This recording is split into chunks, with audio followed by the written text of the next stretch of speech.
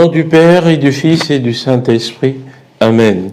Tout donner, donner tout pour te suivre, découvrir tout au fond de nos cœurs, des raisons d'espérer et de vivre, découvrir avec toi le bonheur. Évangile de Jésus-Christ selon saint Marc.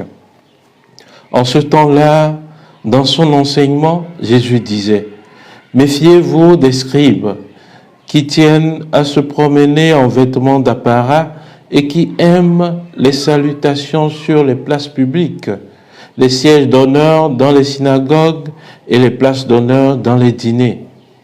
Ils dévorent les biens des veuves et pour l'apparence, ils font de longues prières.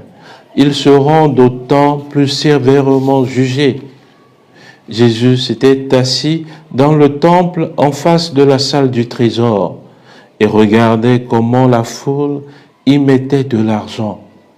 Beaucoup de riches y mettaient de grosses sommes. Une pauvre veuve s'avança et mit deux petites pièces de monnaie. Jésus appela ses disciples et leur déclara: « Amen, je vous le dis, cette pauvre femme a mis dans le trésor plus que tous les autres, car tous, ils ont pris de leur superflu, mais elle a pris de son indigence. Elle a mis tout ce qu'elle possédait, tout ce qu'elle avait pour vivre. » Bien-aimés de Dieu, paix et joie à vous.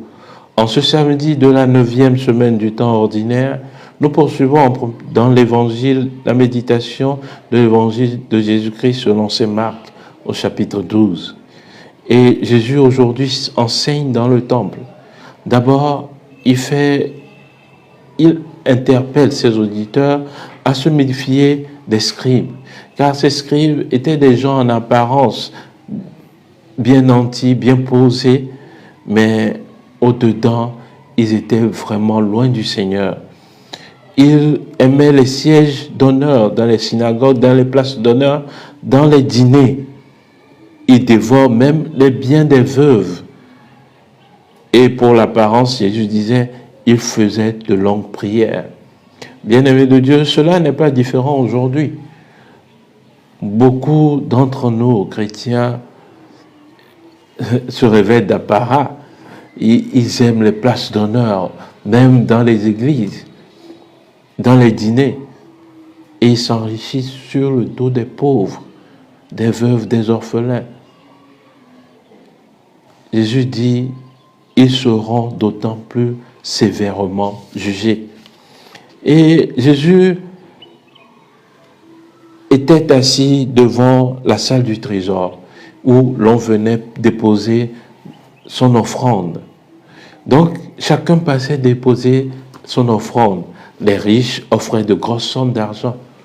Mais c'est seulement à cette veuve qui a donné 2 pièces d'argent, 2 petites pièces d'argent. C'est à celle-là que Jésus a dit « Amen, je vous le dis, elle a donné plus que tout le monde. Elle a donné de son indigence. » Cela nous interpelle aujourd'hui sur comment donner.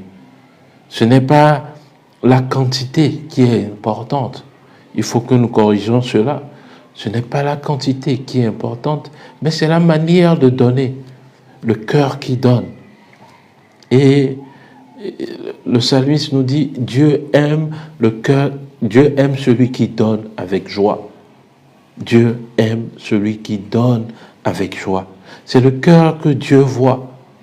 Et ce cœur, Jésus nous dit que ce cœur doit être indigent, pauvre, non attaché aux biens matériels, n'ayant pas peur de tout donner pour la cause du Christ, n'ayant pas peur de tout donner pour la cause de l'Évangile.